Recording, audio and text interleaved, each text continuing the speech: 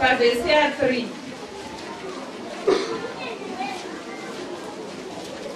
Jesu akapindura akati kwaari, zvirokwazvo ndinoti kwauri, kana munhu asingaberekwi kutsva haangaoni ushe hwaMwari.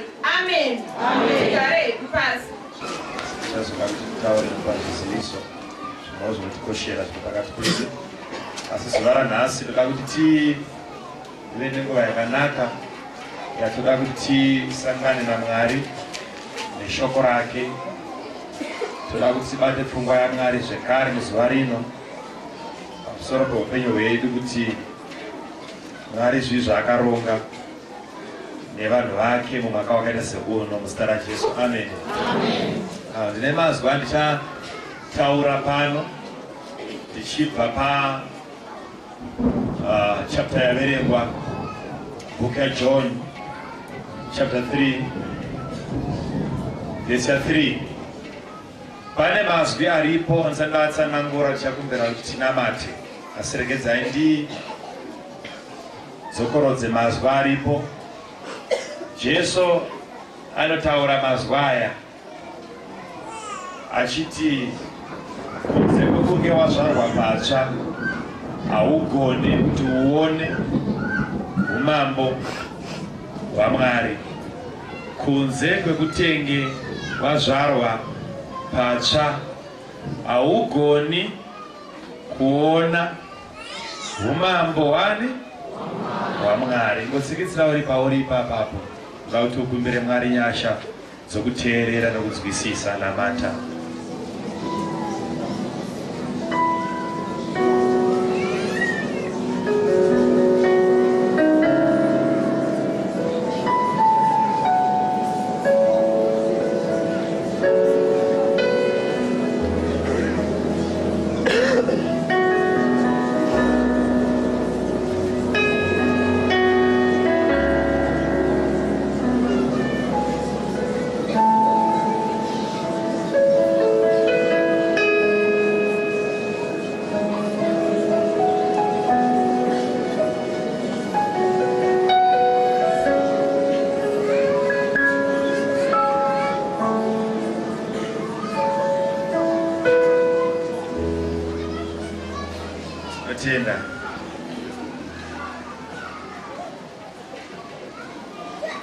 Toda kuti ndirambe ndichikumbira patinenge tichifamba neservice, ndondowari nemvura arichizviziva.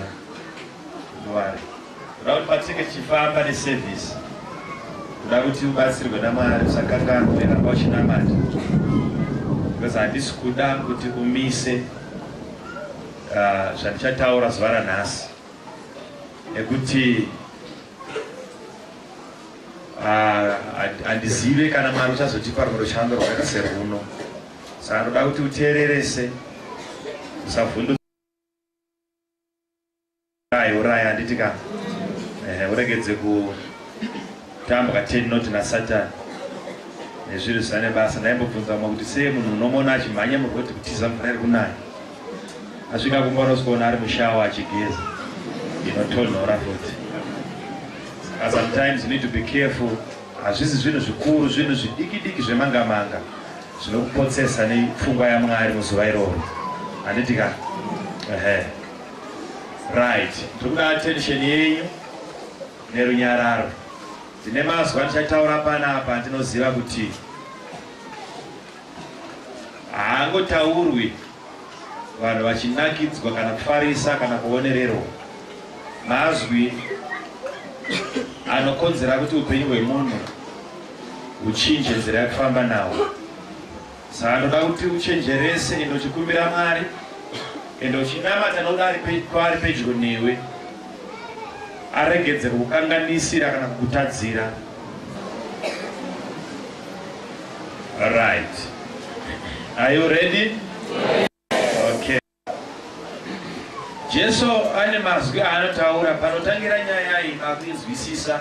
Ini ndichave mushumiri anoramba achirova chipikiri chimwe chete ichocho kusvika ndaona kuti bhenji redu rasimba chirova bedzi kusvika ndaona zvabatika nditika. Saka ticharamba ndichitaura mama-statements awakambonzwa unoziva. Ini ndotenda kuti ausati wakwaziva kusvikira wakugona kunozviita wabva pano. Izvo kuti wakazvinzwa izvo imwe nyaya. Kusazonozviita zvinondipa simba rokuramba ndichidzokorodza mazwi iwayo kusvika ndaona life yako yakushanduka nditika.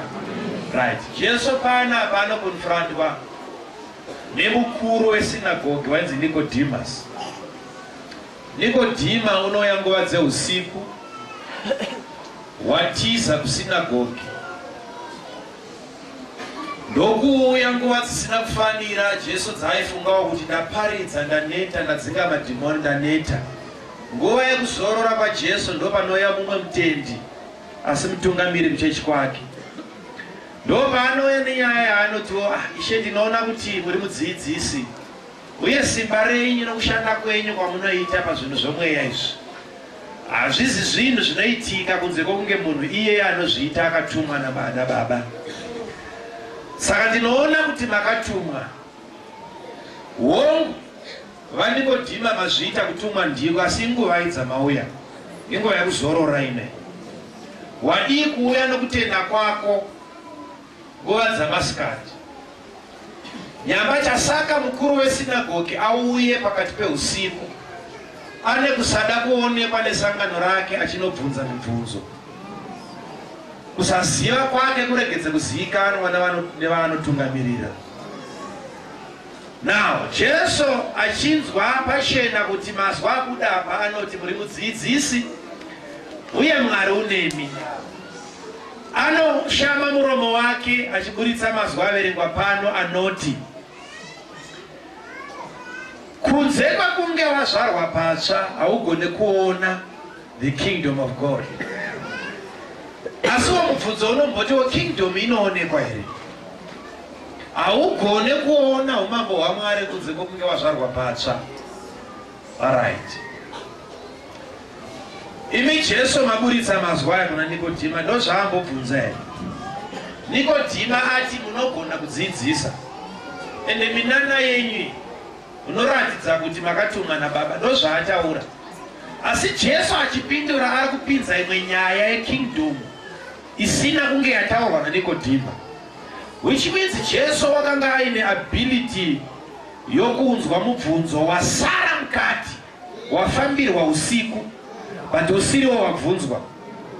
Saka Jesu waiziva kuti zvese zvirikutaurwa naNikodhima izvi, ye munogona kudzidzisa, ye munoita munana. Mukomana uyu ari kuzvidawo zvinhu izvi zvaona ndichiitiswa masikati. Ari kudawo kunoumburudza madhimoni kusinagoge nokuporesa vanorwara vanouya achishumira. Saka Jesu ndo paanopindigura nyaya oziva pfungwa yaNikodhima kuti kutenda kwako nekuappreciate kwako uri kuda kuzviitawo zvandinoita. Ndopakuti kana iri iyi yauri kudai inototangwa wazvarwa ikoko kweminana, ikoko kune dzidziso dzakadai. Zvirikubatika mushe-mushezvo? Right. Kuzvarwa patsva kwacho, church in this way, please. This way, ndoramba nokuparidza ushanduki. Ndinzwe. Kuzvarwa kwacho patsva, taita problem mukereke yatinayo iri pachena isina kumbowanda. Ini ndaida kubvunza mubvunzo ndichitaura nedzimwe hama ndikati, naye muchaina akauya muZimbabwe anoda kuti timufundise chiChinese here? Muchaina auya muZimbabwe medu muno tinogara naye pasi here kumufundisa chiChinese? Murume mukuru auya nomukadzi wake. Kana tiri wakufundisa muChina tingamufundise chiShona. ChiChinese anouya nacho. Now, zvii zviri kuitika? Ndinotya nemhaka yekuti ndakaona musi uno hanzvadzi yangu iri kuSwaziland yandakagamuchira musi uno yakagara. akauya nekamwe kamwana kasikana kaakabva kuno kaasina ndokubva kanoberekerwa kuSwaziland.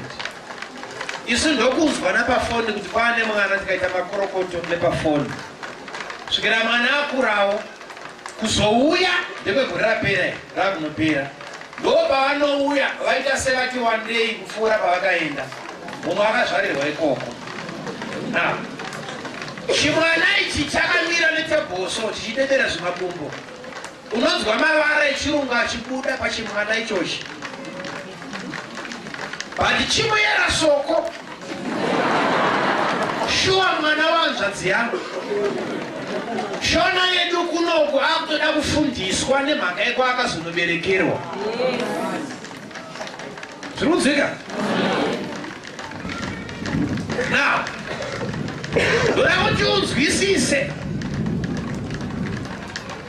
dambudziko rataita nderiri. Unoziva here kuti dai vanhu vakaberekwa mumweya tingadai tisingafundise zvinhu zvemweya muchechi.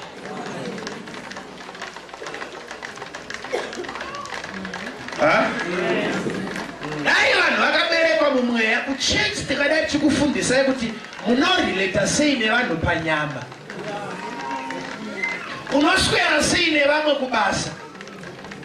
Dai vanhu vakazvarwa mumweya, language ingadai ichizivikanwa ilanguage yomweya. Kudhauta Mwari nokutya nokuzeza kuti Mwari haazvigone dai zvaifundiswa vanhu ndo zvatingadai tichikufundisai musingazvigone.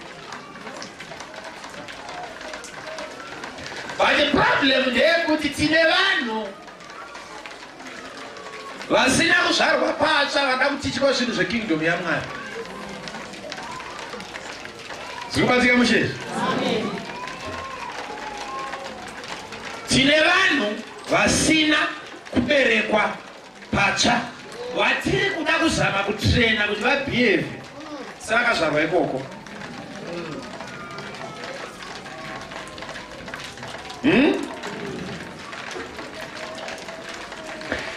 Alright. Bible inoti Mwari rudo. Handiti? Mwari chii? Rudo. Kana zvazoitika kuti Mwari waenda akanogara mumunhu, Mwari kana akapinda mumunhu, chaungatofundira kuvenga kwete kuda. Kana wakapindwa naMwari anonzi rudo, love hauchada chikoro, hauna mubvunzo nayo.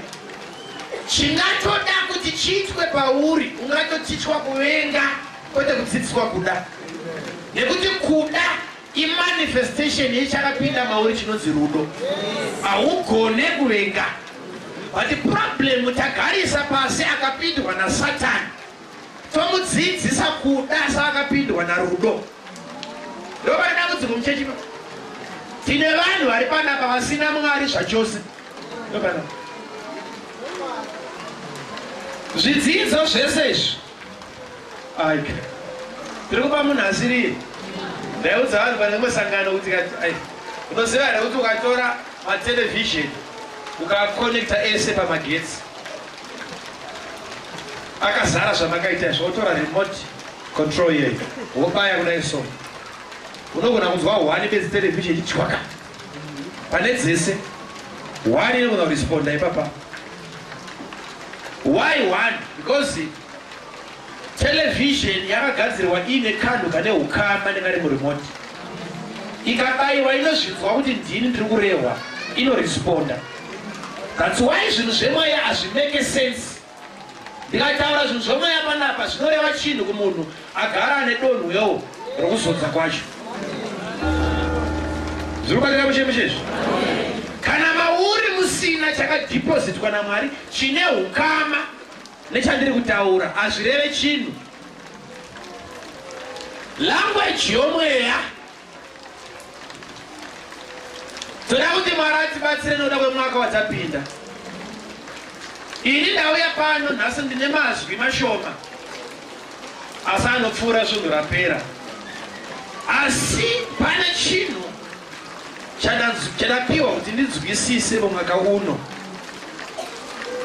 mweya mutsvene chaada kuti ndinzwisise kuti chechi yapinda mune chimwe chiyero chekurwa hondo nemweya yetsvina.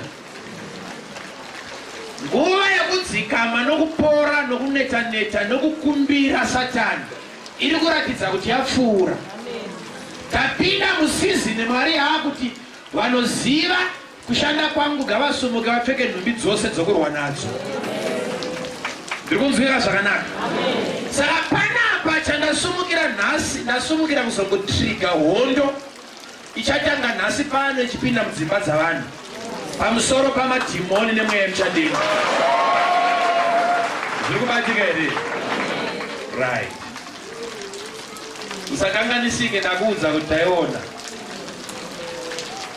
Usakanganisike. Ine zvainoyanayo izvi. Right. Zvinhu zvomweya. Message iyi yanditadzisa kuti ndizorore. Ndikanzwa kuti mandiri mune nyaya dzakuitika. Iri kubhoila mandiri zvananga ndichiti naye Mwari. Nyaya ndeyangu. Ndekereke. Ndeyani.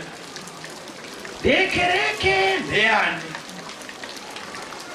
Zvino uchinzwa kuti ndekereke. Asi mubvunzo unoti inonzwika here? Saka kwese kwandiri kuita ndiri kuzama kunyengetedza. Mwoyo wangu ndiri kubvunza kuti ndoiburitsa inonzwika here? Zvinonzwika here? Zvinonzwika here? Ndopane nyaya. Ishe ndotaura zvinonzwika here? Ndotaura zvinonzwika here? Right. Nikodhima chinzwa. Rega ndiedze kutsanangura. Zveminana yauri kuda nesimba nokudzidzisa zvinobatika nokushandira upenyu hwavanhu. Chinotangwa hakuzi kutsvaga mavhesi. Itobva kuno wonozvarwa kukingdom yacho. Wari ikoko uchaona kuti language yeko ichakupinda zvekuti unenge usisaparidze, unenge ungotaura zvichitoitika. Regedza ndiise pachena. Jesu ari kuti kuna Nikodhima, unorangarira here kuti inini wacho ndakanga ndiripo kubva pakutanga ndiri shoko ndiri Mwari? Right. Iye inonzi incarnation yekuti mweya wakapfeka nyama yakaitika pandiri. Ndiri Mwari, ndiri mweya. I had to be born again. Ndakatotanga ndazvarwa patsva ndikapinda mudumbu romukadzi. Ndikave patient ndiri imomo for 9 months. Ndikazvarwa semwana aita zvokuchemera chokudya. Ndiri Mwari akasika denga nenyika. Ndikarerwa ndiri pakati pevamwe vana kusvikira 30 years dzakwana. Ndopandakatanga kuapia kuvanhu. But zvese zvandakaita ndichizvarwa nomukadzi ndiri nyama, ndakazvarwa patsva kuti ndipfeke nyama inenge yako, kuti kana ndamira newe iwe undione titaure language imwe chete nekuti ndatanga ndazvarwa kunyika yako. Right. Kwangu kwauri kuda haugone kupota-pota. Ini Mwari ndakarova zviri straight.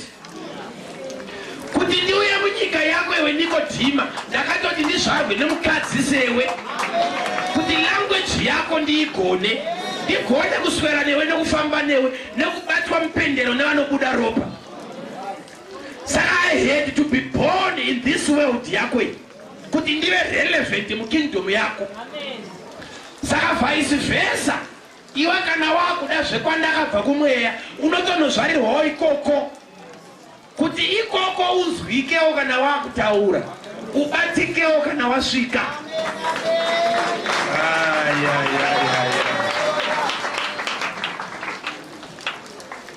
Varume munhu anonzi muKristu dai aizikanwa simba riri maari. Rekedza ndiritsanangure nhasi ndave kuzotriga hondo bedzi. Shuwa muchainzwa kuti pakati pesvonda pamusi weThursday moto unenge uchipfuta mudzimba dzavanhu. Hatisviki Thursday moto unenge uchipfuta. Tiri kuda level Mwari yaanotitendera yekukakanura nokukoromora zvese zvakarembedzwa muchadenga zviri mazita edu zvinofanira kusvika in time. Ndakutsanangurira simba rawinaro when you are born again in the spirit.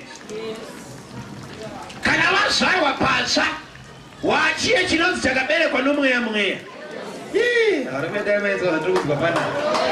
Chakaberekwa nomweya mweya zvoreva kuti ini ndakamira panapa wamunoziva anonzi Makandiwa, wamunofunga newamunorota haaziri. Ndakatumwa naMwari pano panyika kuzogara mubhodhi ino. Ndiri mutourist. Ndakagara mutende ino. Aizembe yangu. Mukristu ane kwaanogara kusiri pano. Alright, verenga Bible rako ugozoona kana usvika kumba. Unoziva chinoshamisa, Jesu anotaura mazuva aya pana John chapter 17. Anoti Baba, ndoda kuti muvachengete nekuti ina handisisiri munyika. Aina matari kubiba. Ina handisisiri munyika. Iregedze enda kuna John chapter 3 ikoko kana usvika kumba uiverenge. Jesu anoti hakuna akamboenda kudenga kunze kwaiye akatsika andove mwanakomana who is in heaven. Akamira naNikodhima, so ari kudza Nikodhima kuti mwanakomana ari kudenga izvozvo. There is a dual life yekuti you can live in both worlds at the same time. Kunonzi kumba kwako hapasi pano izvozvi, so ukaita muenza anouya kubva kumusha anouya panapa nemabhedheri pachechi panapa. Unosvika kumba unosvika nemukwenderi pavheranda akamirira sekuchinaya. Muenza anouya kwauri anoziva kwaunowanikwa, noti kuchechi kuno. But kuno ndoko wapedza nguva refu uri. But kunonzi kumba kwete pano. Mukristu haagari pano. Panapa tinouya kuzojoinidza nyaya dzedu kuti dzifambe. Tinogara muchadenga. Alright. Rekedza ndiburitse tsanangurire patichakunda pacho pane hondo inofanira tikunde nhasi. Ukaverenga bhuku yaDaniel chapter 10 verse 18. Ndoda kuti mundiverengerewo vanogona kundiverengera. Apa rekedza timbobata because hatigoni kupinda musimba raMwari pasina kunzwikana. Autuone chinhu chinoshoka chichapitigura nyika yako. Nhasi unodzokera kumba wane imwe pfungwa. 10:18.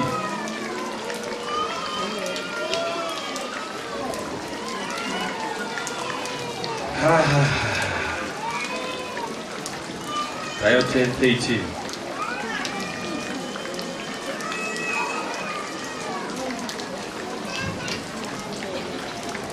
Daniel 10:13.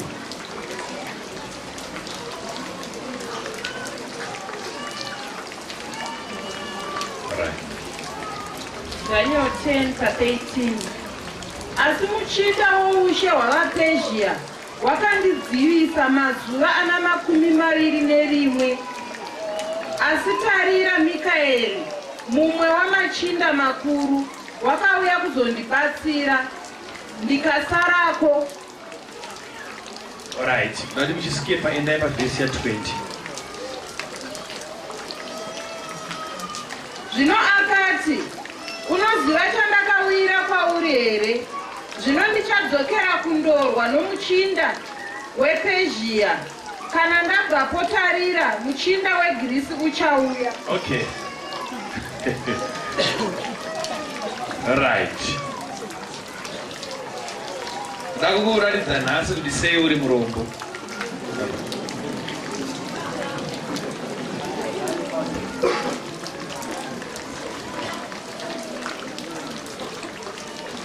Veifumura here nyaya.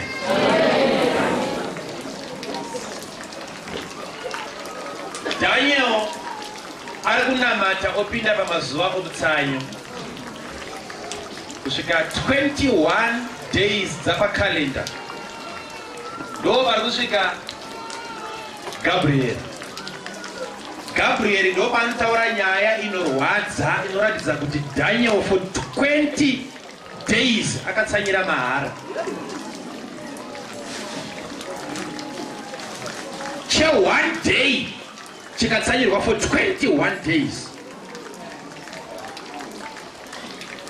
Unzwisise nekuti Mwari haana kuti vanhu vangu voparara nokuda kwehurumende dziripo, vari kuparara nokuda kwekushayiwa zivo.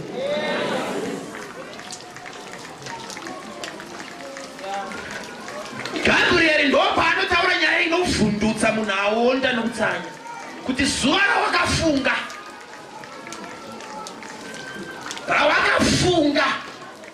pazvakauya mumusoro mako uchifunga usati wazvitaura mhinduro ndokubva yaregedzerwa zvikanzi Gabriel mhanya. Ndokubva ndauya nemhinduro but pane zvakaitika muchadenga.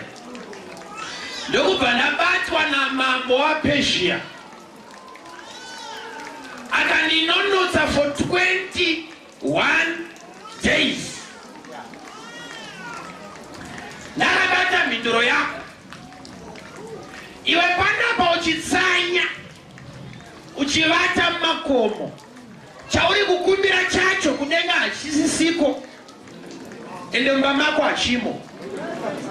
Mwari akapedza newe iwe pasi pachapa hauna.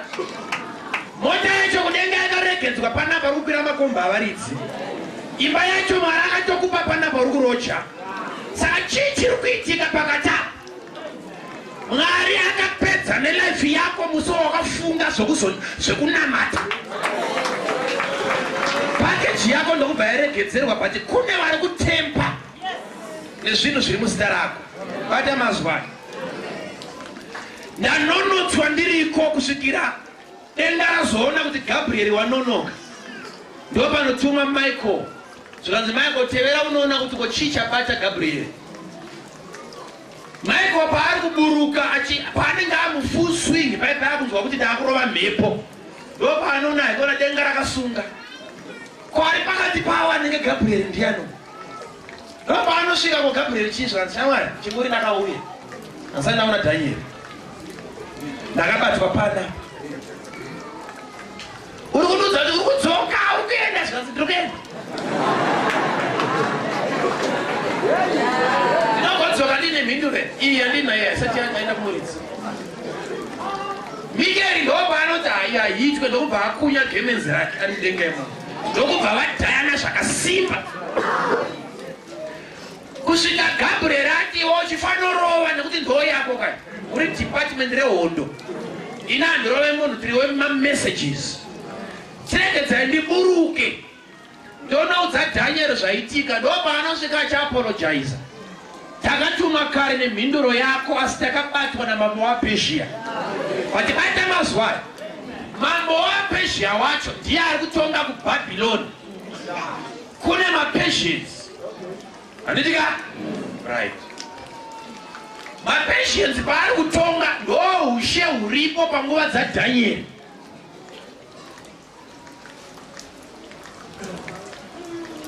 Vari kutonga vakabatana namaMedes. Cyrus naDarius ndo madzimambo aripo panyika mazuva aDaniel. Daniel haasi kuJerusarema ari kupi? Ari kuBhabhiloni. KuBhabhiloni kune maMedes namaPersians. Umambo huviri hwakabatana nemadzimambo maviri. Right. Ndo vari kutonga ndo hurumende iripo but Gabriel paari kuti ndabatwa namambo waPersia hakusi kupalasi yaDarius. Darius haana chaari kuziva nezvemutsanyo waDaniel. Saka mubvunzo uri kuti ko mambo waPezhia abvepi? Alright. Ipapa ndo panoda kuti uunderstand chakavanzika chisiri kuzivikanwa kunyangwe nevanonamata.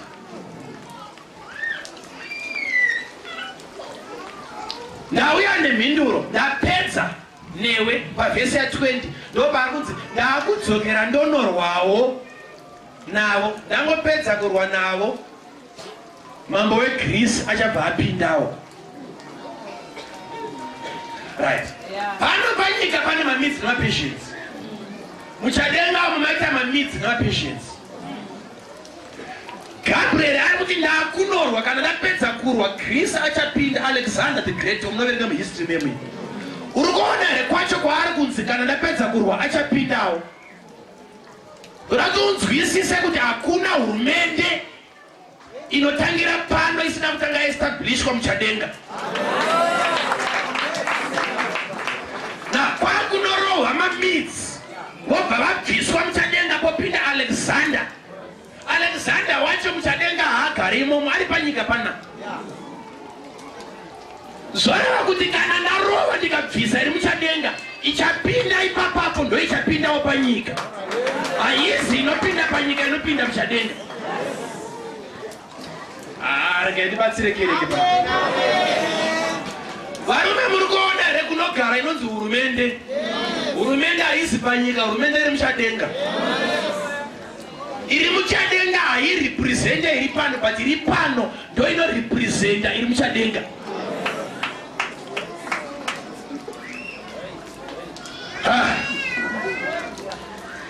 Saka panapa Gabriel ari kuti ndakunobvisa yanga iripo kuti papinde imwe kwete pana. Zoreva kuti ane simba pamusoro peanogara naanobva ndiari spiritual kwete munhu wenyama.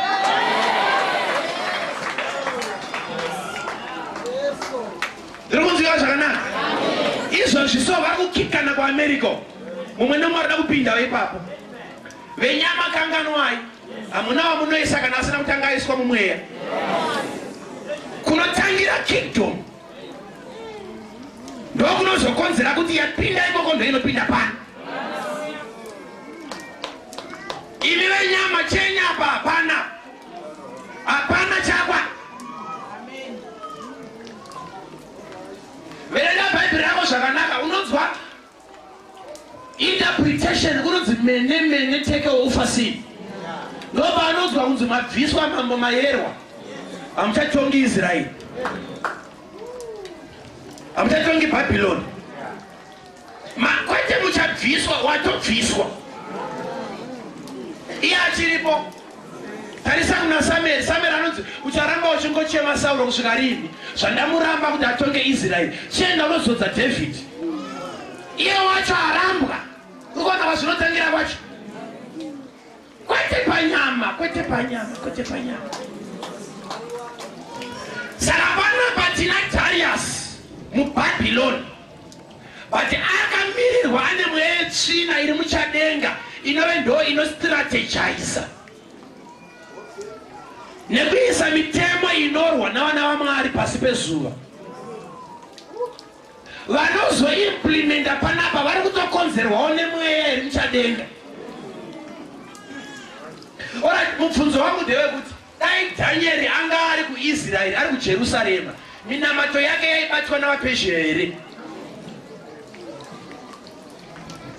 Vatauya varume nyari pachena mana. Dai Danieri anga ari kuJerusarema nati minamato yake yaibatwa navaPezhia here. Zviti. Which means muchadenga mune network irimo inokavha nyika yose. Every government yaiswa pasi pezuva iri muchadenga, iri pano panyika iri kurepresenta iri muchadenga. The moment wamuva unobva pablanketi ropinda mune imwe. Daniel anga ari kuJerusarema, minamato yake yaibatwa nani? Saka uri kuona here kuti chimwe chaaffecta nekunonotsa minamato yaDaniel imhaka yenzvimbo.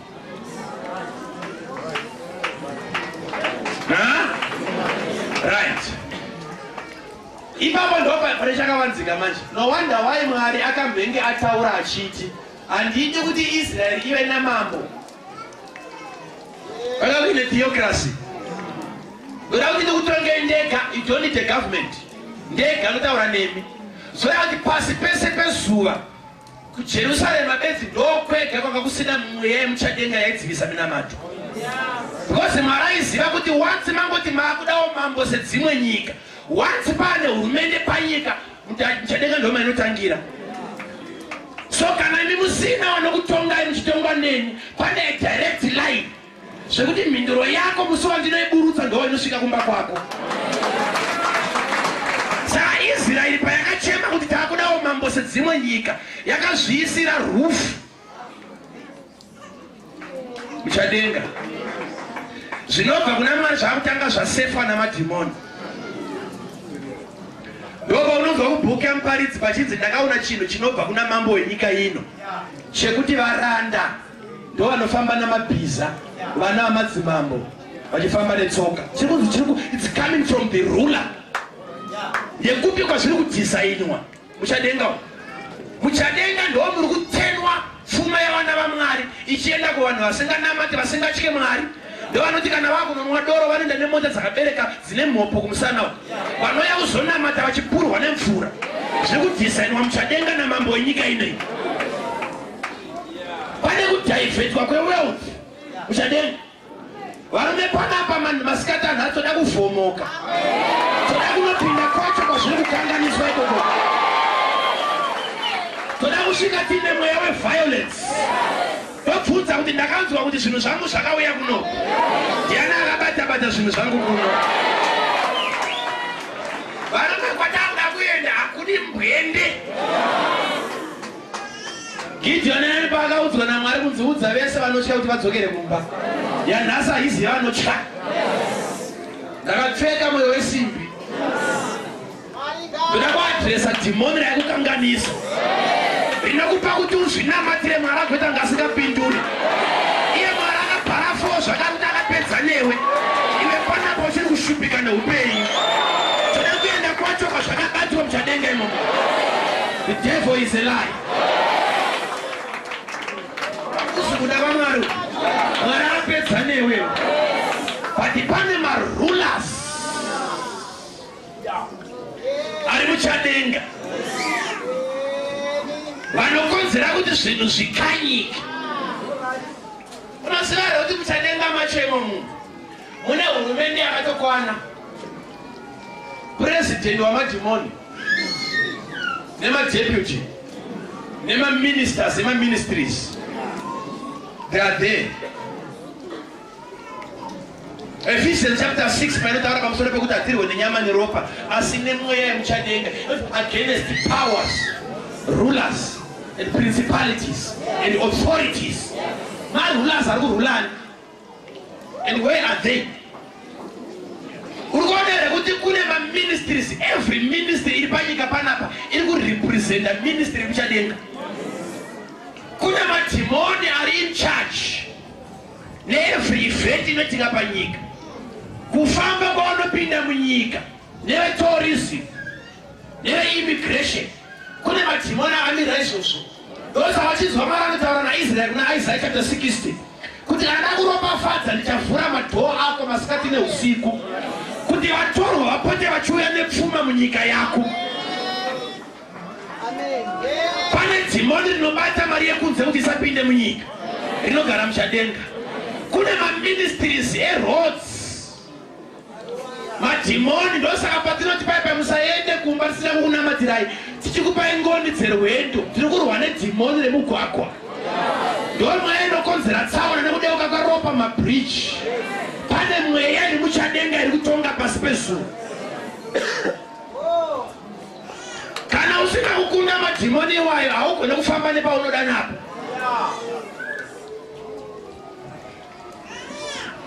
Ndiri kunzwika here nechechi? Ndiri kunzwika here zvakanaka? Hakuna kwaunoenda zvamunozoona pabhodha pachikunetsa timitindo. Ona moto 2-3 days uri pabhodha, hapasi pabhodha. Kune madhimoni ari vari responsible nokubuda nokupinda kwavanhu munyika. Mwari paanotaura kuti ndichakuropafadza pakubuda nepakupinda ari kuti ndakupa simba pamusoro pedhimoni rinorambidza vanhu kukrosa maborders vachidzoka pavanoda napo. Unoshaya kuti sei zvinhu zvako zvisiri kufamba. Waenda wanohodhawo zvinohodhwa nevamwe. Mari yacho yagara inobvumidzwa. Kune imwe inotorwa yagara inobvumidzwa. Unoitorerwa. Yakavigwa pakati pebhegi. Yonoiswa muhomwe. Homwe yacho igopetwa pedyo kunonzi mubhachi. Bhachi rigopetwa pedyo kunonzi mugumbezi. Vanoti newe kusvika vasvika pane homwe iyoyo. Ngeushaya kuti wavaiona sei.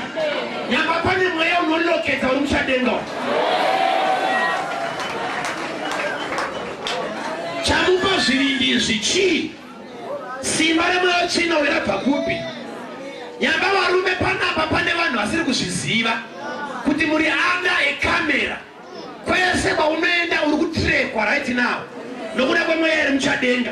Ndo inoziva kwauri kuenda, ine inoziva kwauri kubva.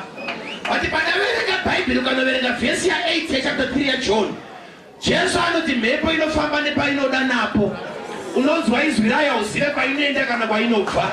Saka mumwe nemumwe akaberekwa nomweya akadaro. Saka Jesu ari kuti ndoda kukusvitsa palevel yekuti wakufamba semhepo. Hakuna achaziva kwauri kuenda kana kwauri kubva.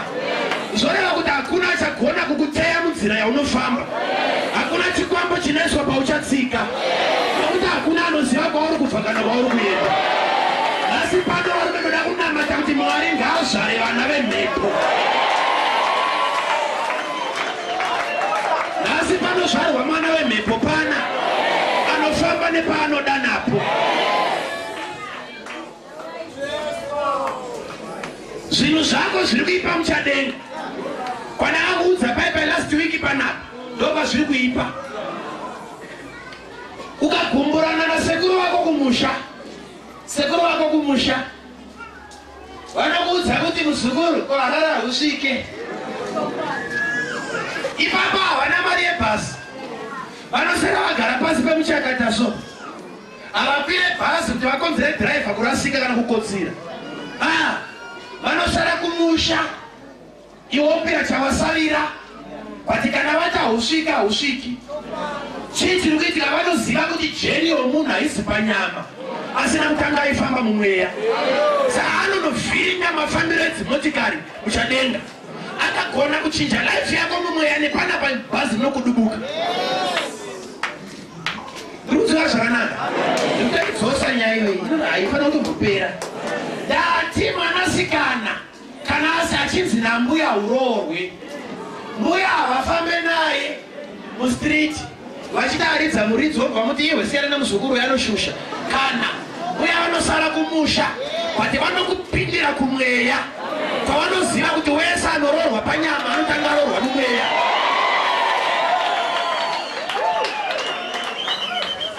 Zviri kubatika here izvi? Nyaya yako iri kukanganiswa in the spirit. Ndosaka muri kuona vazhinji venyu panapa makavira muzvivi. Zvivi chaizvo. Wakambenga wakashinga wakati upombwe handiite. Bati pawakatanga kupiwa upombwe kuhope. Pawakatanga kurota. Chivicho chakakudubura zvichitaura yesu. Ukaona wakuzozvigona kuspirit panyama wakuti kana. Apera.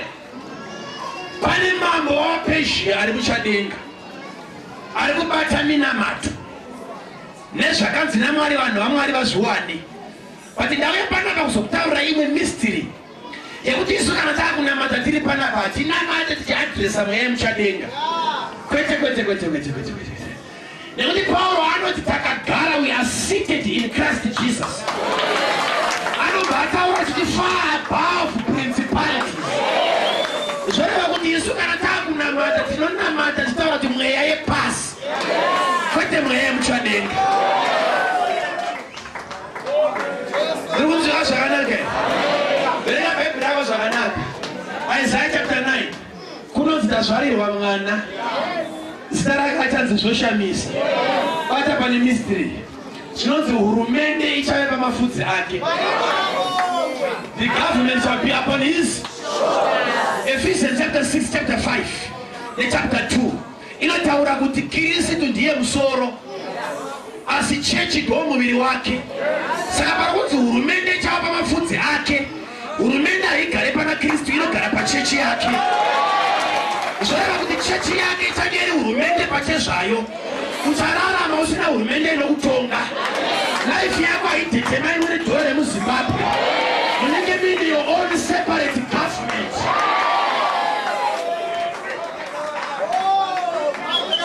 Dati Jesu haana mafudzi. Mafudzi ake chechi yake. Ndopachaiswa nyembe dzeumwari hwake dzichaonekwa dzakarembera pakereke yaJesu, ichitonga nepainoda napo ende ichifamba nepainoda napo, nekuti yakaberekwa nemhepo. Jesu haana chaanoita asina chechi yake. Ndosaka muchiona kuti bata maswai mwana kubatsira mabati nopabate. Are you ready? Yes. Ndosaka rapture inofanira kutanga kuitika second coming isati yaitika. Rapture haisi second coming, nekuti rapture haaonekwe nemunhu wese, achaonekwa nevake bedzi. Asi second coming inonzi meso ose semheni inobva kumabvazuva ichienda kumavirira. Saka rapture haisi second coming. Why isiri second coming? Nekuti Jesu paanouya haatsike pano panyika, tichamuona ari mumakore, kana naiye wacho anenge achinyara kuonekwa. Why? Paanosumudza chechi ari kusumudza muviri wake. Ndosaka haagone kuuya pasecond coming ari musoro bedzi. Saka anouya parapture otora bhodhi yake, Jesu ane muviri wake. Vari manditeerere zvakanaka, government yaakuiswa pamafudzi ekereke. Ndiri kusvinzwa mumweya wangu varume kuti vanoziva Mwari wavo, life yako haichakontrolwa nekufamba kwedhora remunyika. Ndiri kuona kuti Mwari zvaanoda kukuitira zvinopfuura US dollar, ngati zvinopfuura randi, zvinopfuura kwacha, zvinopfuura mapula. Ndiri kudzvikira nechechi yaJesu.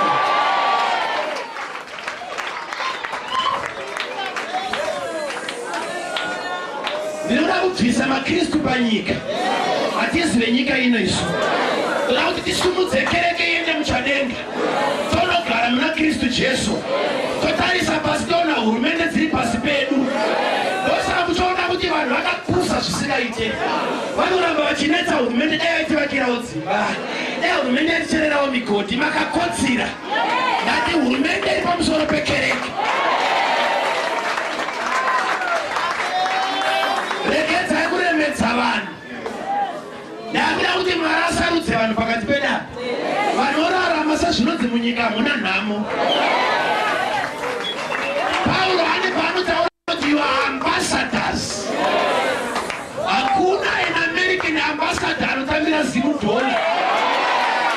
Isu kana tiri vekingdom yekudenga, tinodya zvekudenga tiri panyika pano.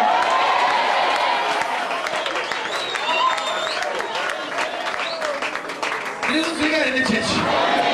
Havasi kuziva zvavari kuda. Agera apapo ari kutsanya kuti dai Mwari andibatsira passport yangu yabuda. Kana passport yangu yabuda, zvinhu zvangu zvinofamba. Agere panext ane 4 years aine passport iyoyo, zvinhu zvake hazvisi kufamba. Ari kuti Mwari mandipa passport, but ndipewo mari yestart, ndiwana mari yekuhodhesa zvinhu zvangu zvinofamba. But agere panext ane passport ene ane mari yestart, but haana idea. Ari Mwari ndipewo idea.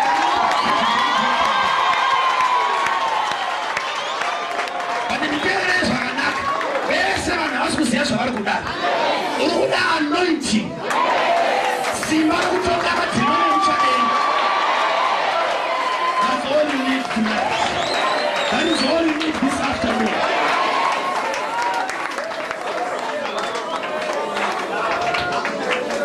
Zvakanzi nevanhu ndozvinofumisa hazvizi. I am here to prove you wrong. Hazvizi. Bible inoti the race is never for the swift. Kumhanya hakuziva vanonyanya kumhanya. Ndosaka uchiona ukatarisa pasi pezuva, vacho vane mari handivo vanonyanya kushanda. Vacho vanonyanya kushanda ndovarombo kupedzisira.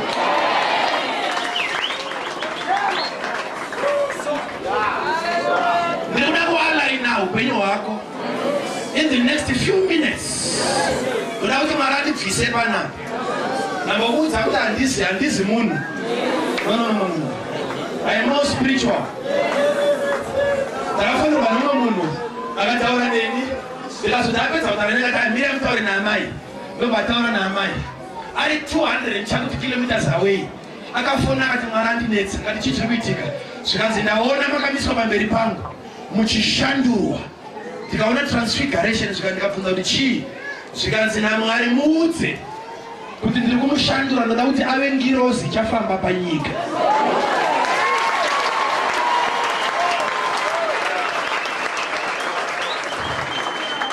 Akati ndachakuti ndizvitaura nokuti mubhaibheri ndaungozviona zvinoitika sei izvozvo izvi. Saka varume panapa tiri mujeni. Right now somebody that I'm in the process of becoming a spirit. Never ino famba never ino dana. Saka Jesu panotaura kuti ndichavaka kereke yangu. Masuo ehadhesa hangaikunde.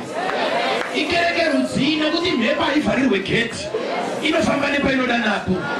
Jesu waida kugadzira a generation yekuti kana ine painenge yada inoenda ichinotora. There's a demonic system iri kurepresentwa navanhu ivavo. Hasha dzavo hadzisi dzavo. Vakatumwawo kuti vagumbuke kana ivo vasvika. Vanogadzira mapepa ako so iwe uchingobudawo kana faira rako kusero havana basa newe. But ndiri kunamata nhasi panapa kwese kwawakatumira tsamba yako kuti vakabvunze hana dzako nezita raJesu. Ndiri kunamata ndiri kukumbira Mwari kuti Mwari pedzai marombe paHebhuroni. Vanhu ngavapiwe mabasa. Handidi kukuona uchimirizika nguva dzamasikati. Ndauya kuzokupa basa rako nhasi nezita raJesu. Usambonyunyuta zvako. Nhasi ndatoya ndakapaka. Ndapiwa simba pamusoro pavaPezhia. Simba pamusoro pavaPezhia. Ndichakonzera confusion muchadenga. Shuwa zvichenda chamuhwiriri zvichiburuka zvinhu zvako zvichiuya. Zvinoburuka nezita raJesu.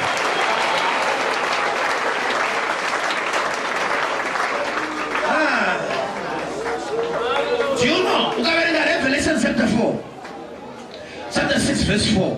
Pane time yauchazonzwa kunzi kune dhimoni rakatasva bhiza dzvuku richapiwa simba kuti ribvise rugare panyika. Vanhu vatange kuurayana. Imakona vanhu vachiurayana havazi vanhu. Kune dhimoni rerufu rapinda munyika dzese. Every time ukaenda paTV, kuenda pachannel ino pana kupfurwa nepfuti. Ukaenda panext channel pana kubirwa motikari yake. Panext channel kuna mwana ari kurepa. Chii chiri kuitika? There's a demonic system iri kuoperate iri muchadenga inokonzera chembere kurepa mwana. Mweya wetsvina. Musasunge sekurava. Pane dhimoni riripo nekuti arepa mwana wake mukamuisa cheni. Masunga akasungwa kudhara. Hakuna asina kusunga anorepa mwana wakazvara. Parikuda anosunungurwa. Munonzwa zvakanaka here? Ndosaka ndichitaura kuti chero mapastors pachezvavo vaifanira kutambiriswa kupfuura mapurisa, nekuti mapurisa vanosunga vachivharira, but isu tinovhurira vanhu tichivasunungura mweya wetsvina. Varume ndauya kuzoudza Zimbabwe kuti cheni dzaramba kushanda, majera hachabatsira. Region vakanaiswa cheni waidambura nekuti anga akasungwa garanga asingade dzimwe cheni. Waida Jesu anomusunungura. Nyaya yachada mapurisa evarume yakuda hurumende iri pamusoro pekereke. Tiri pachadenga varume takufanira kunamata kuti zvinhu ngazvishanduke pasi pezuva nezita raJesu. Toda kuti kubva nhasi vhara muromo wako. Ngatiregedzei kupa mhosva kuhurumende ane mhosva yekereke. Bhaibheri rinoti kana vanhu vangu vanodanwa nezita rangu vakazvininipisa vakanamata, ipapo ndichanzwa ndiri kudenga ndicharapa nyika yavo. Inorapwa kwete nokuda kwehurumende but nokuda kwavanoziva Mwari. Saka kuipa kwenyika kuri mumaoko ekereke. Nemunzvike here wewe. Chechi ndo yakairasa. musataura zvakawanda zvamusinganzwisise. Ndikutaura zvinhu zvinoita ndizipana. Ndiko zvinoitikira. Unoziva zvakanyanya. Ndiko zvinoitikira. There is nothing wrong with munyika muite corruption. Nekuti nyika yagara iri corrupt. Haugone kubvisa corrupt munyika iri corrupt. Haubvise corruption munyika iri corrupt. Handitika? Uori vakataura kana vaziye Mwari. Kuora ndoupenyu hwavo. But uori kana wapinda muchechi dzine maita problem munyika. Ndikuziva zvakanaka. Yeah. Jesu anoti muri chiedza chenyika. Vari maKristu kana akadzima nyika inobondera. Haina kwainoenda kana chechi isina direction. Taona kuti hurumende ine pamusoro on the right place. Pamafudzi. Toda kudemonstrate authority. Toda kukurudzira vanhu wrong. Kuti ayo isusu tine imwe yedu iri yega inokonzera mafuta ari mubhodhoro kusadza dhiramu. Rufu one day unochengeta munhu kusvika nzara yapera. Wore mbiri nezvimwe zvishanu 5,000 vanodya vachisiya. Tine hurumende yedu varume, ndinzwei varume. Ngati tine hurumende yedu yedenga. Ndikudhikilera hapana anofane nzara.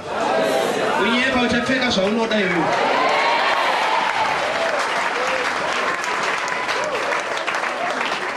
Ndoda kumanikidza madhimoni. Iwayo madhimoni akambokonzera kuti zvinhu zvako zvisafambe. Ndisati ndaadzinga ndoda kuvapa ine assignment. Kuti madhimoni wainga aina anotora yese mari yaakakudyira. Nezita raJesu. Nekuti Bhaibheri inoti kana mbavha yabatwa ngaidzosere zvakapetwa.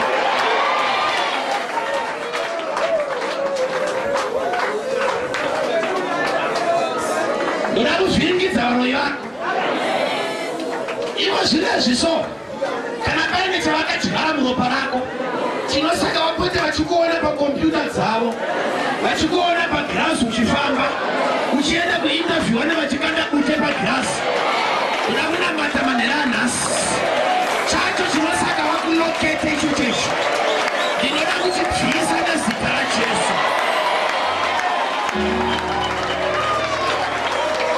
Ndinoda kurasisa vavengi vako. Uchakaruka wane mari ivo vakavarairwa. Uchakaruka wapfuma wabudirira ivo vakavarairwa. Uchakaruka wapfeka gauni remuchato ivo vakavarairwa. Saka unoda wenhema. Ndauya pano kuzokupa makizi emotikari yako. Ndauya kuzokupa makizi emba yako. Nezita raJesu kurojo ngakupere.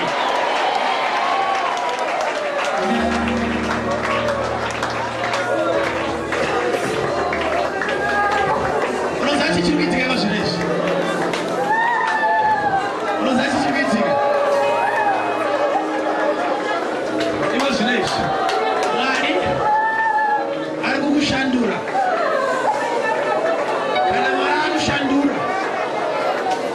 Pana John 17. Jesu anoti itai kuti pandinenge ndiri naivo ngavavewo ipapo. Zvoreva kuti anobata ivo vabata Jesu. Bvunza Sauro. Sauro aitora maKristu achirova, achivauraya. Jesu anoti unotitambudzire chii? Unotitambudzire chii? Saka abata muKristu abata Jesu. Atamba newe atamba naMwari wacho. Unoti Jesu ngaapinde aitina. Mwari ngaapindire pauhwendo hwavengi vake. Pavanenge vakuenda kuchipinge kunowedzera masimba avo, ndiri kurayira kuti chiedza ngachivapenyere. Jesu ngaatenge nyaya iyi nezita raJesu. Handichada vatendi vanoroyeka. Handichada vanamati vanoita vatsikirira. Handisisina mutenda anovhumuka. Mwari ari kupa simba pamusoro pamadzimoni. In the name of Jesus. We are not of this world. We have got the power to control the economy. Nezita raJesu.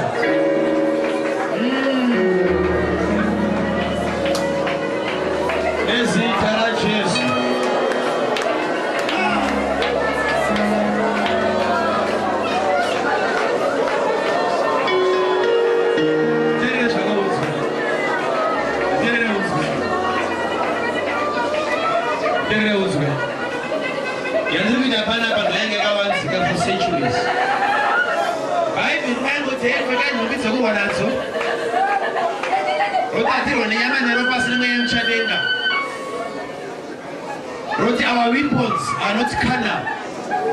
Says, why is our Sanabura won't have Tanganas?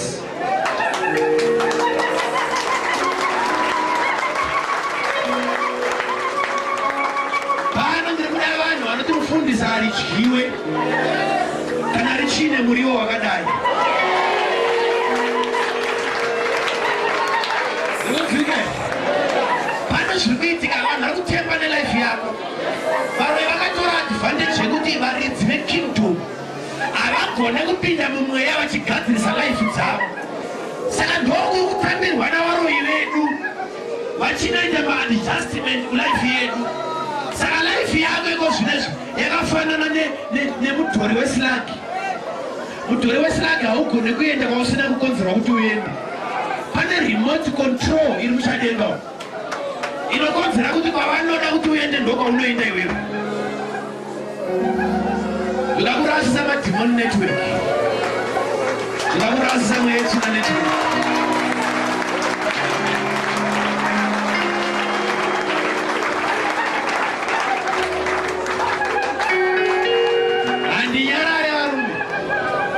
Kuzozorora kusvika ndaona zvaunopfeka zvashanduka, kusvika wadaona wakatamakiye mumba kwako.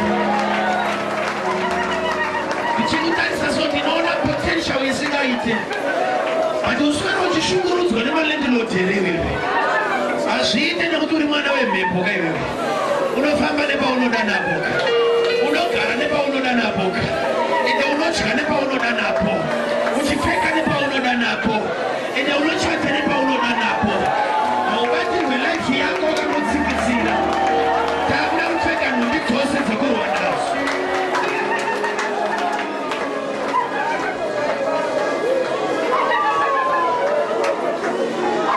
This is serious.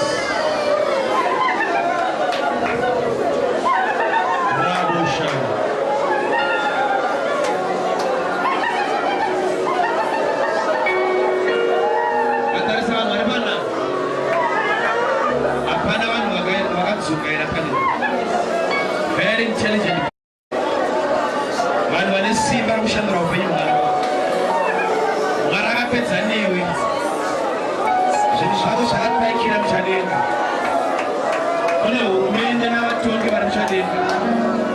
Vanokonzera 21 days instead of 1 day. Nezita raJesu. Handisi kunamatira munana wamangwana. Ngazvikurukei nhasi nezita raJesu.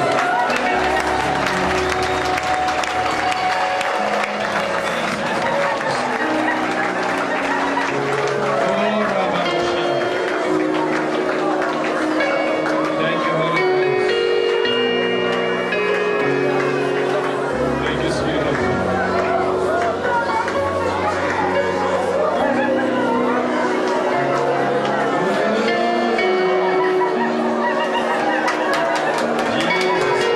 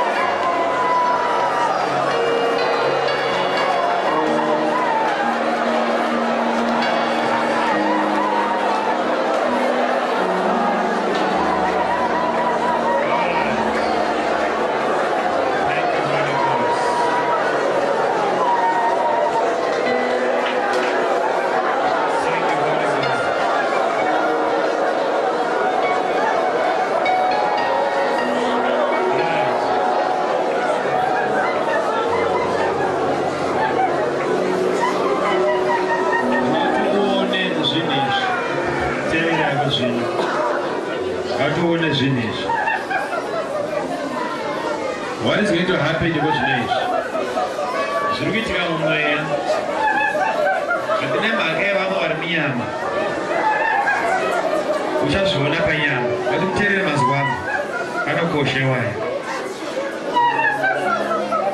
Pane simba ravakaipa risingade.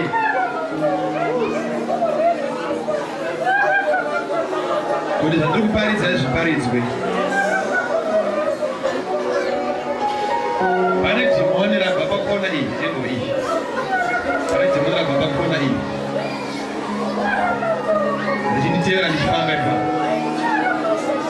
Ndakudzoka ramhanya rikadzokera pakona ipapo. Ndozondera nedhimoni pakona ipapo. Ndinzwisisei chechi, ndinzwisisei.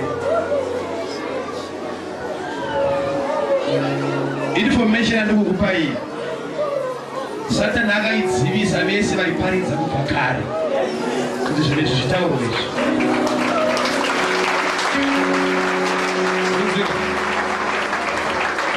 Ndanamata dzonwari. Ndanamata. Hakuna dhimoni rinouya pano paHebhuroni zita zvarinoda. Mwari unozviziva kuti wakandiita mutungamiri pano. Saka hakuna dhimoni rinotungamirira vanhu. Vanotungamirirwa nomunhu waMwari. Unoziva zvakanaka. Saka inini zvaroda kuita pana pane mhaka yeposition yakapiwa naMwari yokuve muranda wake. Ndisina kufitwa nacho chifundisi but nyasha dzakandiwana idzodzo. Ndo dzandoda kushandisa. Ndinoda kukumbira Mwari. Zvandichaita. Ndichakumbira Mweya Mutsvene kuti andibatsire kubvisa chimwe chikamu chiri mandiri ndichiise mune mumwe munhu.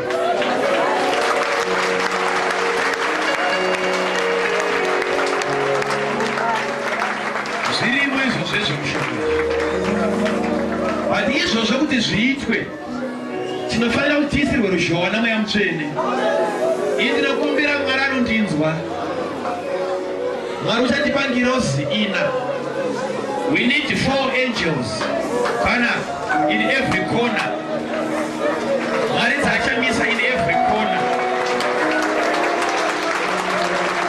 Right. Zvadaro, whatever we are going to declare. Tiri pano. Ndiri kutaura zvinhu izvi ndakamira musimba raMwari. Hazvidei kuti wakatemerwa nyora. Mwari wauda kukupuruvhira kuti hakuna mushonga une simba kupfuura simba rake.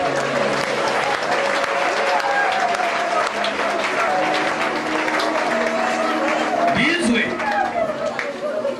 nometa une hembe yawakashaya yakatorwa pawaya, wakakumbirwa mari naatete, ukavapa uchifunga kuti imari yebhasi, vakaenda vakanotaura nayo mari iyoyo.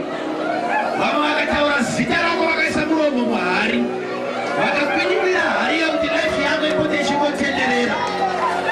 Nditeerera zvakanaka. Nhasi pano varume takudhikleya hondo. Tiri kuda kurwira zita rako kuti ribude muhari imomo. Ziri kutsemuka nezita raJesu.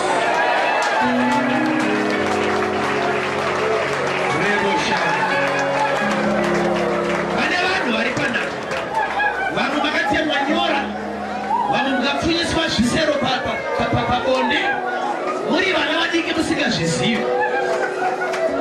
Dzimwe hondo dzako idzi hadzinei newe, but kune mweya yakakutangira usati wauya. Nhasi tikuda kuclear ground rezvibhakere pano. Masuo ehadhesa angaikunda. Masuo ehadhesa angaikunda. Masuo ehadhesa angaikunda.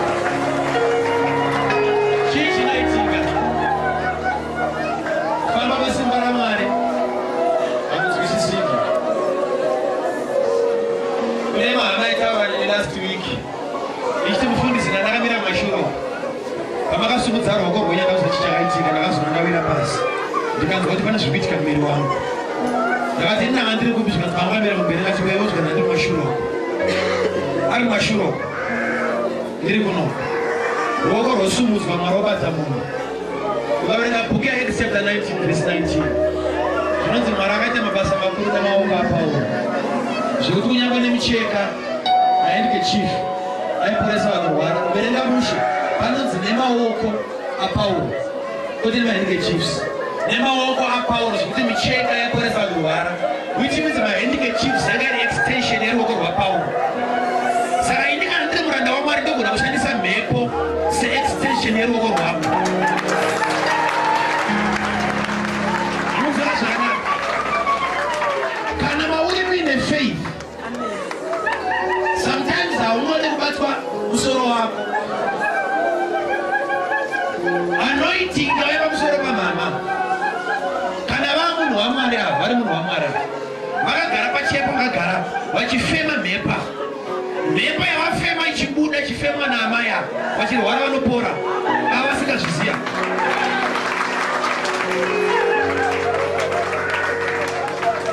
Kana uine faith, kufamba kwandinoita munhu kuswedera pedyo newe uri kupinda muzoni womunhu waMwari. Kana uine faith unoconnect.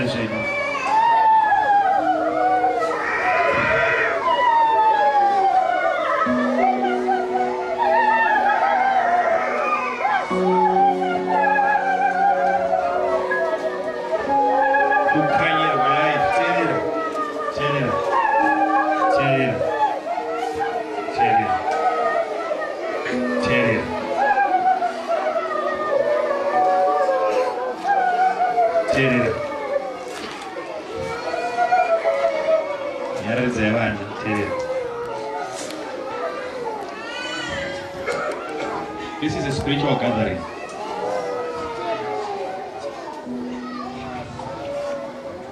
Kana wakasingade zvinhu zvemweya ngada usina kuuya pano dzakawanda chechi. Panapa we are not going to rest.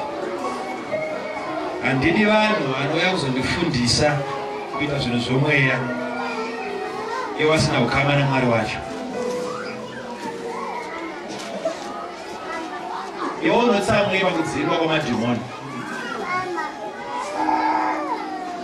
Unoda kuudza varanda vaMwari kuti ndavambozororawo. Hakuna dhimoni riri kuzorora kuzorunetsa vanhu dzimba.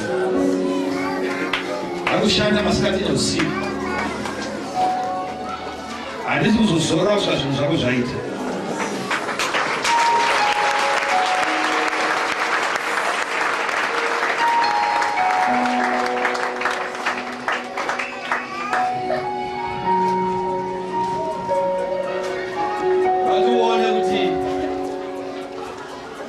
Riri muzita raJesu rakakura sei kupfuura simba reun'anga. That is the most most powerful name pasi pezuva uye nokudenga. It's a more excellent name. Harizi zita rakutamba naro. Kuritaura kwedu panapa rokushandura upenyu hwomunhu.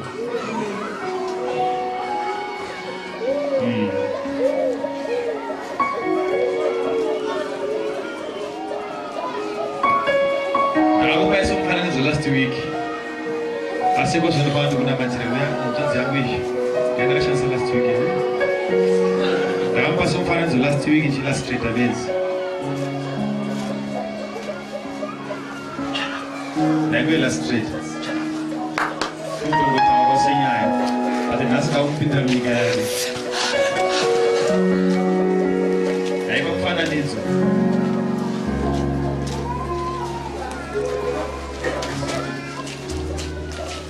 Ndikusunungura kwaakasuka ikoko. Saiwo jira atsamire pajira kusuka kwemvura.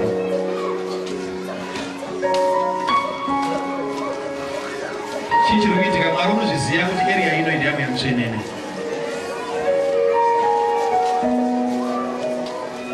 Hazvibatsiri maifunga kuti unamatirwa kusarova pamusoro. To a certain level zvinobatsira izvo ndesaka ndisaimako pamusoro pakurwara.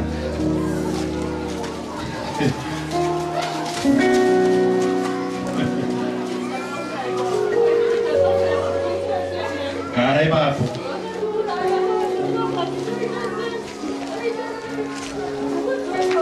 Kunogadziriswa nyaya kuti makashazi mumuone vati kana munobatsira maintercessors vati mutora kudenda nekukoko takamuti auye negamens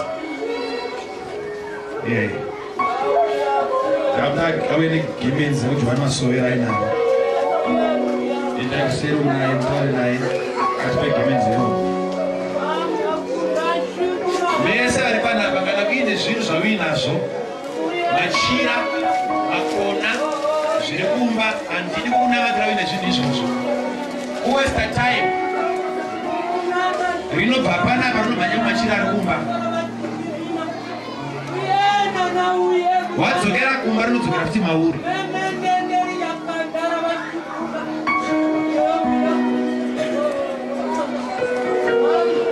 Jesus name. Kusunungura nezita raJesu.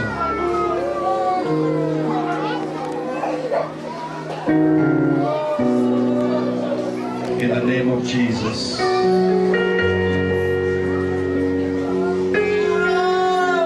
Vakabata upenyu hwako kauregedze.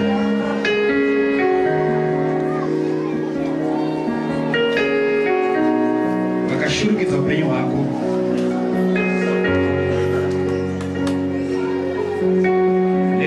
Jesu miko dzakaitwa nehoko dzakaroverwa pamusoro paupenyu hwake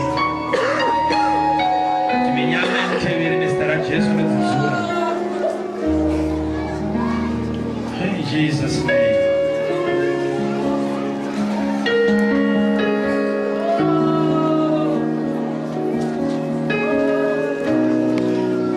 Pana ari kuda kuti mufundisi ngazviitike munyika yangu.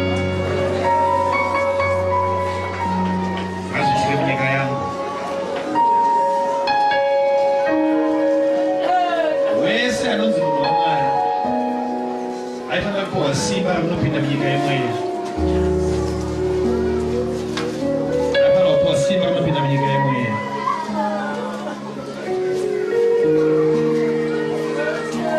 Jesus name. Jesus name.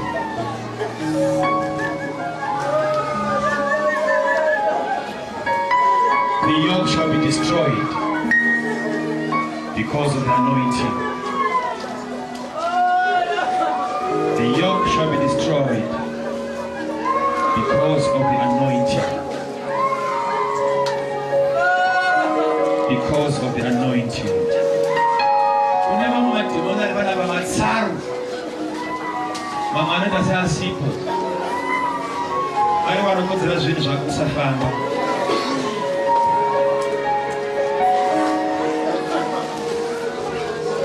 Ndinopinda zvimunyika yako. munhu watobva izvo zvokude gedwendi kana usingade naro because hapana pandiri kusiya ndikuvhakachira nyika yemweya nekudzura hoko dzose dzakaroverwa mulife yangu in the name of Jesus.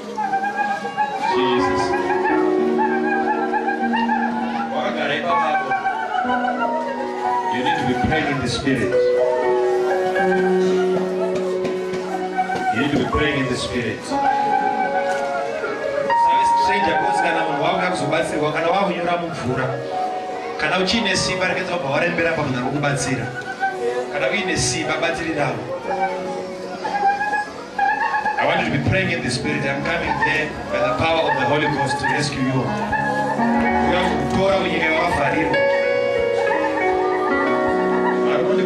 Don't navigate.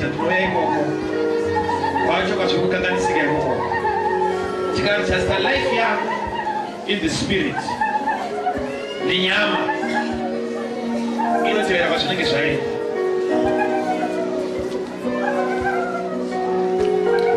Holy Ghost.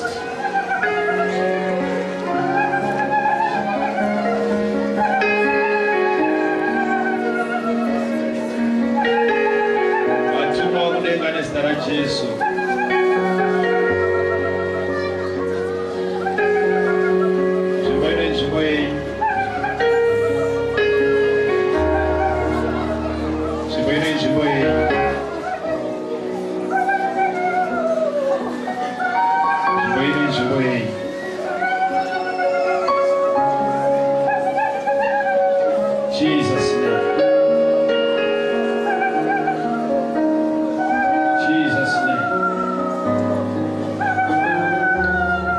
Jesus' name.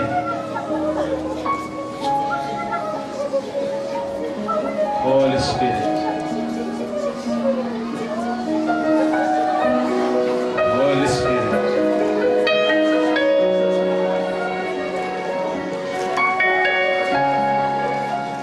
Simbarenyora.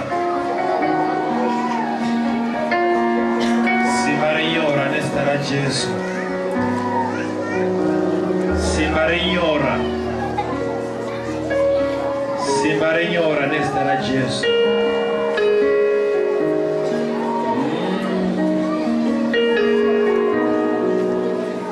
In the name of the Lord.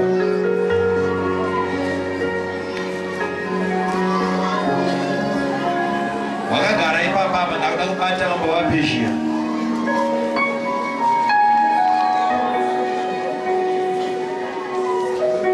And your blessing is coming down.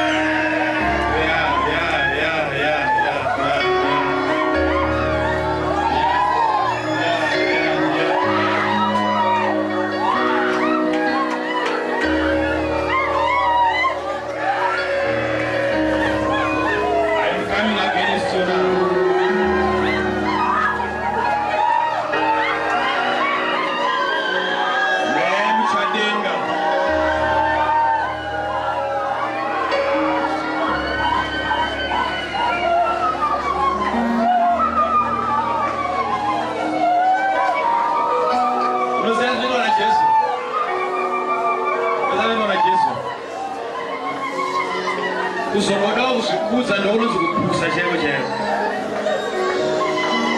Unozvikudza pakuita sei sewanamatira munhu.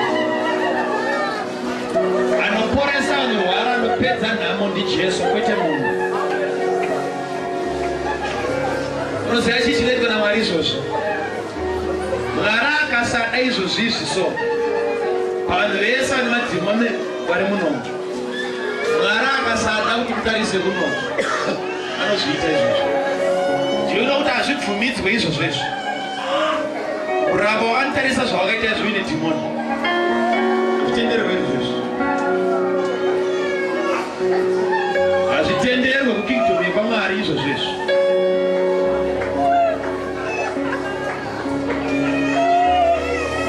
Mwari wandinoshumira haatenderi. Hatigone kudya patafura imwe chete namadhimoni.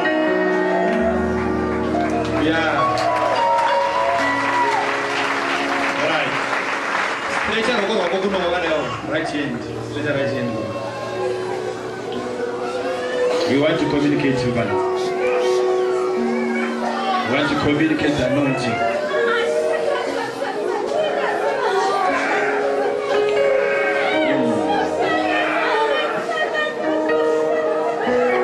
Kana ni Mwari akandiitira nemhaka yekuti ndakaenda panzvimbo yangu.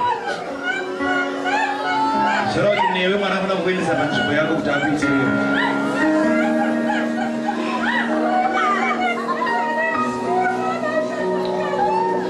Stretcha ruoko rwako kuite kutenda.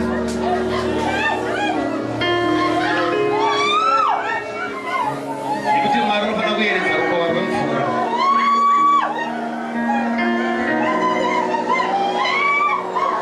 Bhaibheri rinoti uchaita semuti wakasimwa pahova dzemvura. Unobereka zvibereko nenguva. Hapasisina chinonzi dryness mulife yako. Chese chaanobata nemaoko ake chinoendeka.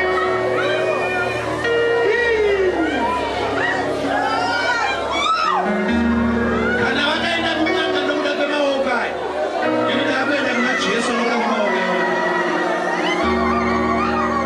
Vakamurwisanisa masimba edenga. Holy Ghost, in the name of Jesus.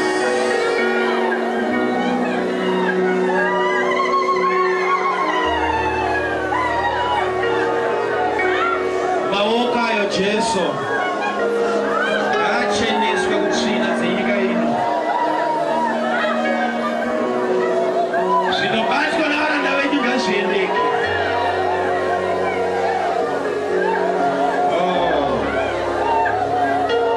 Chipi nechipi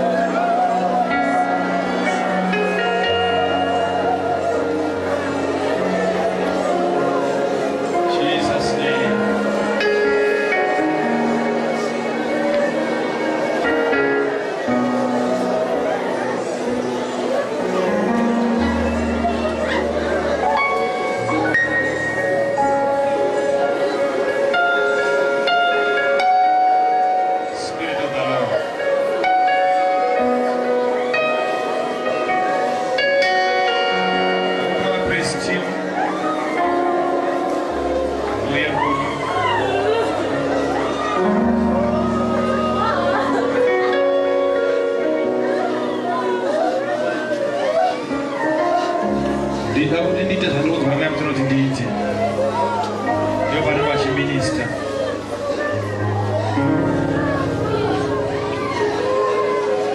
Look at the rules, I'm going to need it.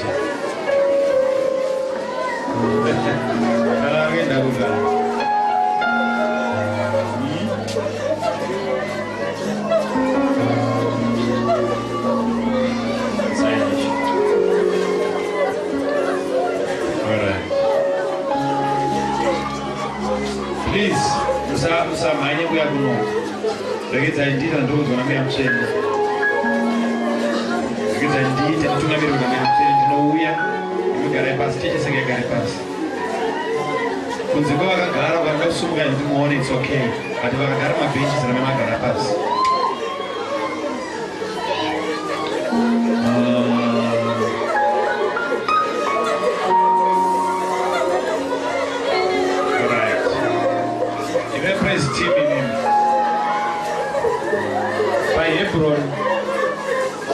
Apas bergoyimba.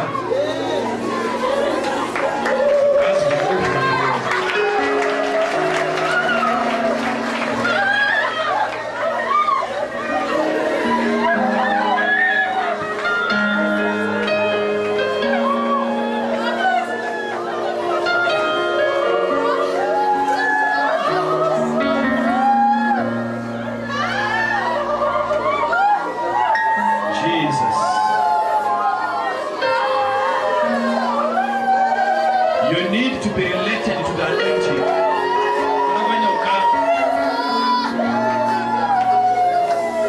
Jesus name.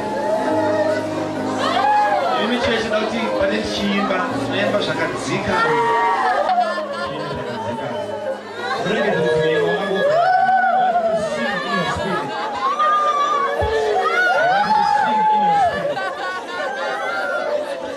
In the name of Jesus.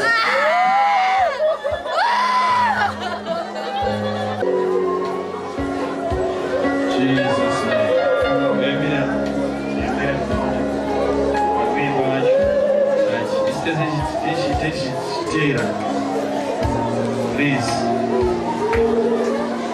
Avaruna matira mashuro kwa wame wedu. Tarisa ya kuno. The same service hiyo.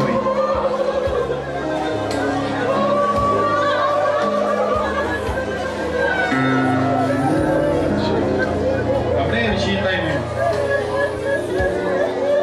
Mfana kuona zinu chichitika mkato. Ila service yatuna yabana bakuzoita tisina kutanga daiita.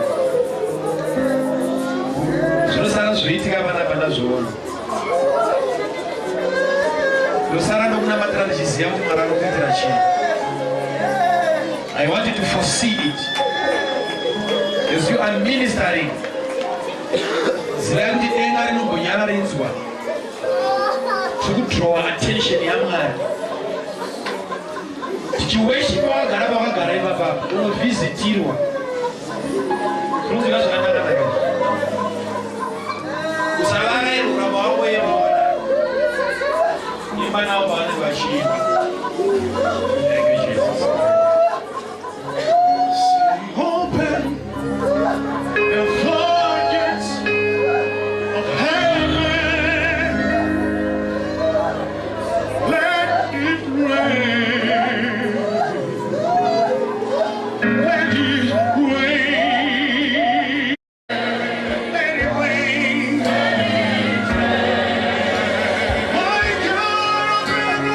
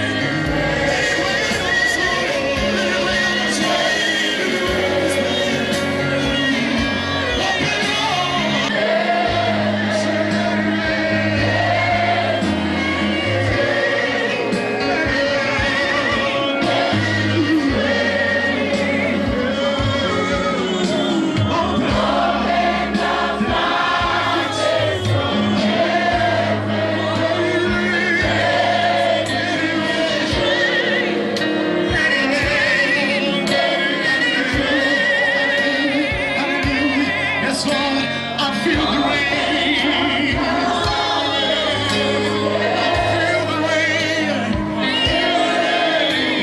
I feel the rain. Yes, I feel the rain. Yes, I feel the rain.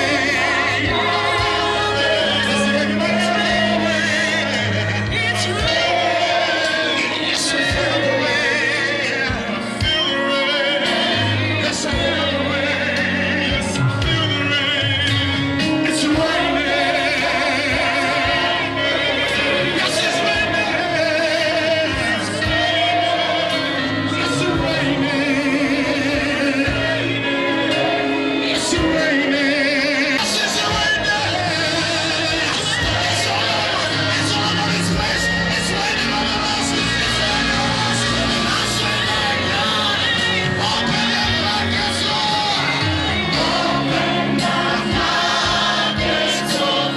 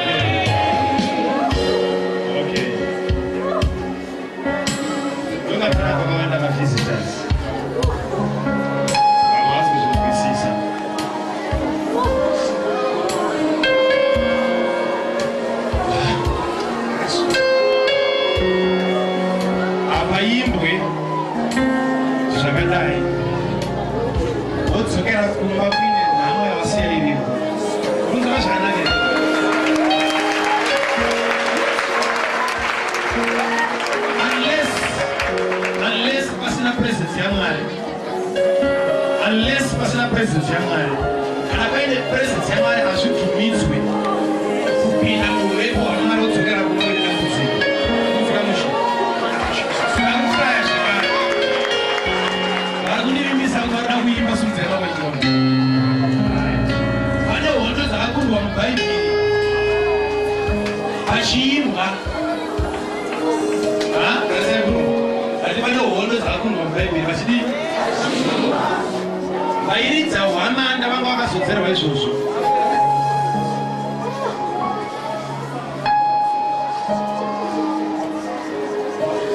pane levo varume kana tisiri maweshipers honde imwe yatukunde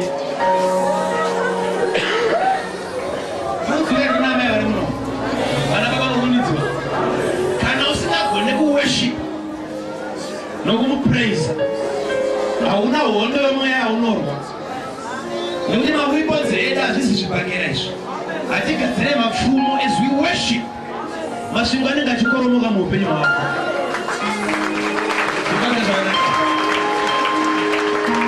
so I just want to prepare these three vari kuimba vanenge vari kuimba negrupu racho rese marakatikuitira zvakanaka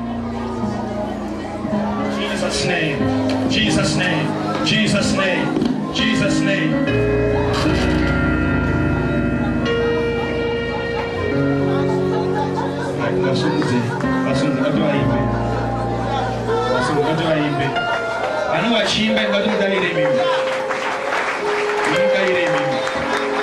Ministry yokuimba kuyeredza rukova vanhu ngavaone rukova kuda mvura ngaiyerere mukati umu.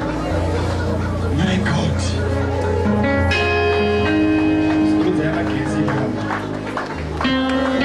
Jesus' name.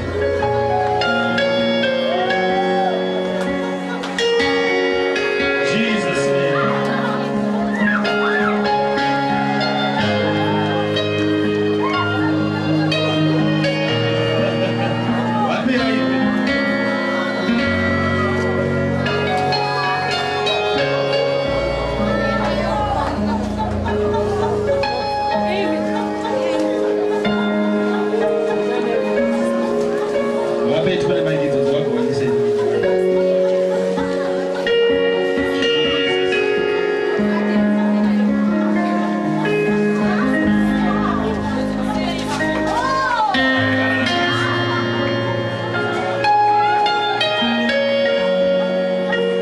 Jesus, we want to worship you. What a fury.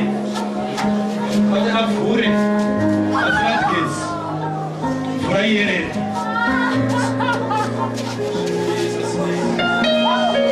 What do you guys say? What do some things grab? What do some things grab?